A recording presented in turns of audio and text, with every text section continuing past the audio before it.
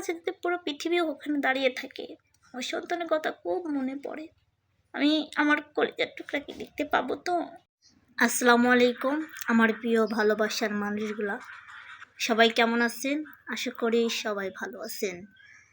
তো কালকে ভিডিও দিতে পারিনি, আমার ছেলে খুব অসুস্থ, আপনারা সবাই জানেন।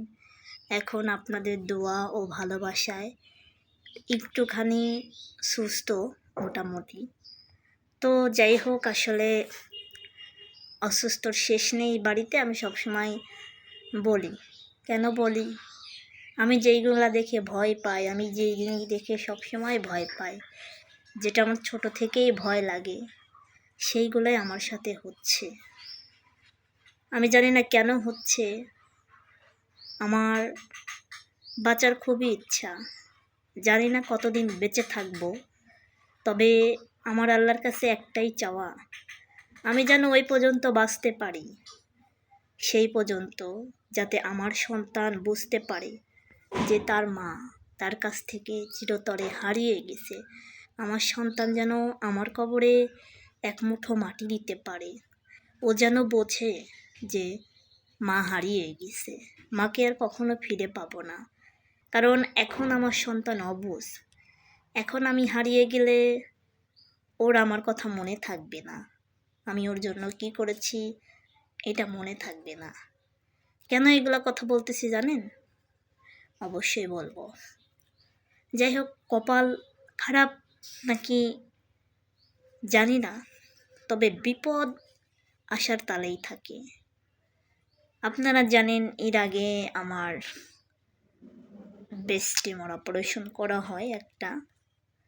যাই হোক, একটা ব্রেস্ট টিউমার অপারেশন করেছিল, আর একটা ডাক্তার বলছিল যে হচ্ছে না ওষুধ খাইলে ভালো হয়ে যাবে।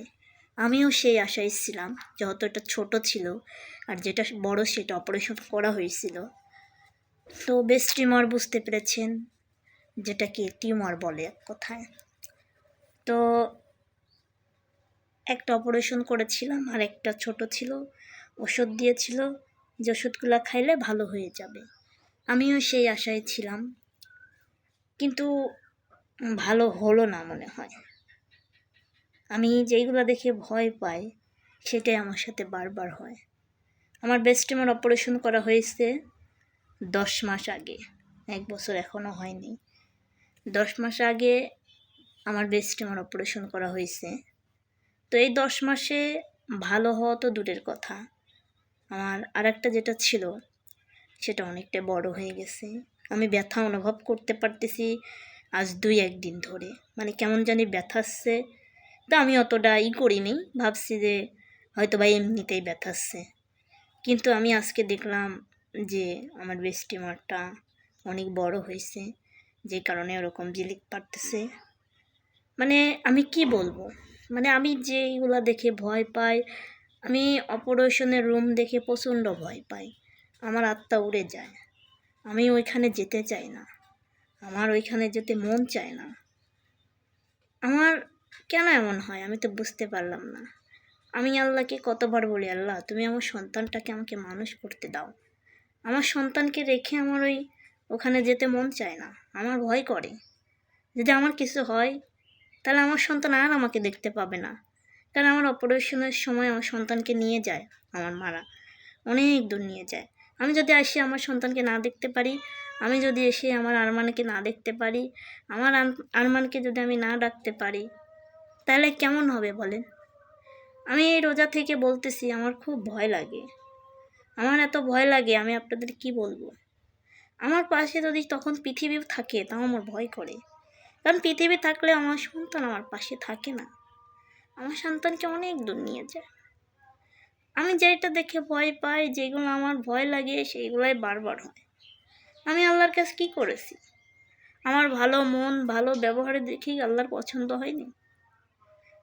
আপনারাই বলেন, একটা মানুষ আর কত এই যন্ত্রণা সহ্য করবে? আমি ব্যথা অনুভব করতেছি, আমি বলি নেই, বাড়ির লোকের কাছে লুকাইছি, যে বললে পরে আবার ডাক্তার দেখাবে, ডাক্তার আবার বলবে অপারেশনের কথা, আবার আমাকে ওই ওটির রুমে যেতে হবে, আমার ভয় করে, আমি ওই রুমে যেতে চাই না। প্রত্যেকটা কোনো মেয়েই যেতে চায় না, এই যে দেখেন, আমার এই অপারেশন করে এসেছি 10 মাস আগে। এই ভিডিও দেখলে আমার এখনও ভয় লাগে, কিন্তু আবার সেই সেই বিষয়টাই আমার সাথে হচ্ছে। আমার এসব ভাবলেই কেমন যেন লাগে। আমি আমি বাঁচতে চাই, আমার একটু বাঁচার ইচ্ছা, আমার সন্তানকে বড় করা পর্যন্ত। আমার কেমন জানি ভালো লাগে না। এসব কি হয় আমার সাথে? যত রোগ যত সমস্যা আমারই হয়।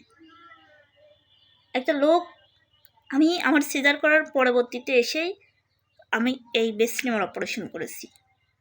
মানে 1 বছরের মধ্যেই 2টা অপারেশন হয়েছে। আবার 1 বছর নাই হতে আমি ভাবছিলাম ওষুধ খেয়ে ভালো হয়ে যাবে, কিন্তু না। মানে এই ব্রেস্ট টিউমার অপারেশন করার যে কষ্ট, যা যে করছে সে বোঝে, এছাড়া কেউ বুঝবে না। আমি আসলে বলার ভাষা পাচ্ছি না। আমি আমার সন্তানের কাছে থাকতে চাই, আমি আমার সন্তানকে মানুষ করতে চাই। আমি আমার আল্লাহর উপহারটাকে ছেড়ে যেতে চাই না। আমার খুবই ভয় করে। আমার কাছে যদি পুরো পৃথিবী ওখানে দাঁড়িয়ে থাকে, আমার সন্তানের কথা খুব মনে পড়ে। যখন অজ্ঞানটা করে না, তখন ওই মুহূর্তটা বারবার মনে হয় যে আমার জ্ঞান ফিরবে তো, আমি আমার কলিজার টুকরাকে দেখতে পাবো তো। আমি অসহায়। আমি আমি আমি আপনাদের কি করে বোঝাবো যে আমি এই বিষয়টা জানতে পেরে আমার কতটা খারাপ লাগতেছে। আমি জানি ডাক্তারের সাথে কথা বললেই ডাক্তার এই কথা বলবে যে অপারেশন করতে হবে। আমি আর হাতে কত ক্যামেরা নিব, আর কত স্যালাইন নিব, আমার এসব কুলাচ্ছে না। আমার অজ্ঞান করা দেখে খুবই ভয় করে। আমার ওই ইঞ্জেকশন নিতে মন চায় না।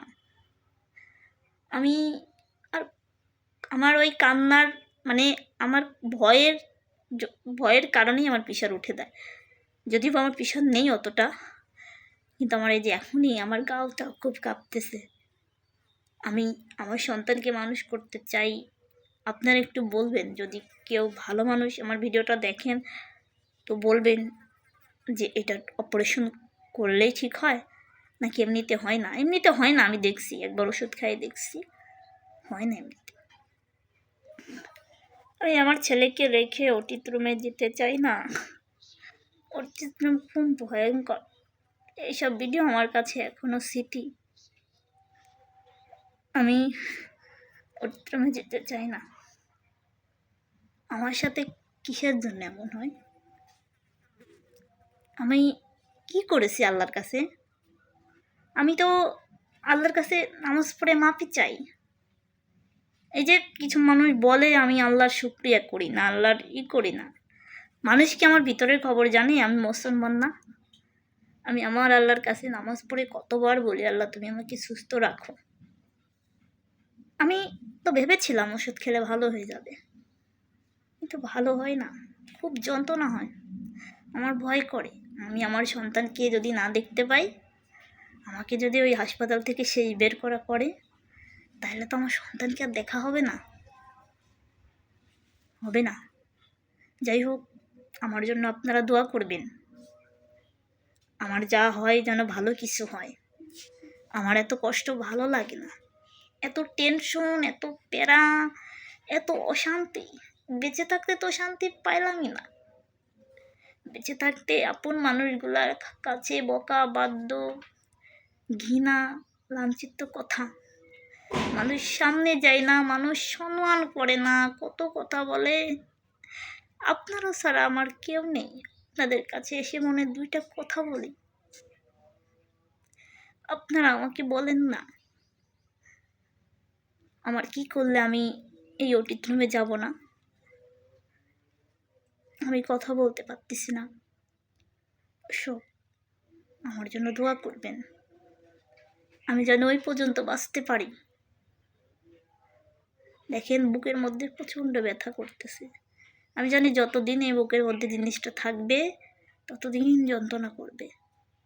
আমি একবার এটা পার হয়ে আসি নাই, দেখিনি। আমি জানি এটা যন্ত্রণা কত। টেনশন ঢুকে গেছে মনের মধ্যে। আমার কলিজার টুকরা বেটাকে আমি কি বড় করতে পারবো না? আপনারা সবাই আমার জন্য দোয়া করবেন। আমি আর কথা বলতে পারতেছি না প্রিয় ভালোবাসার মানুষগুলা। আর একটা কথা বলে যাই, যদি আপনাদের কাছে কোনো ভুল করে থাকি আমাকে আপনারা মাফ করে দিবেন, মন থেকে মাফ করে দিবেন। অনেক ভিডিও করছি ঠিক আছে, কিন্তু কোনো সময় ভিডিওর মধ্যে খারাপ কিছু করিনি, তারপরেও আপনারা আমাকে মাফ করে দিবেন। সবাই ভালো থাকবেন, সুস্থ থাকবেন, সবার জন্য দোয়া। আল্লাহ হাফিজ।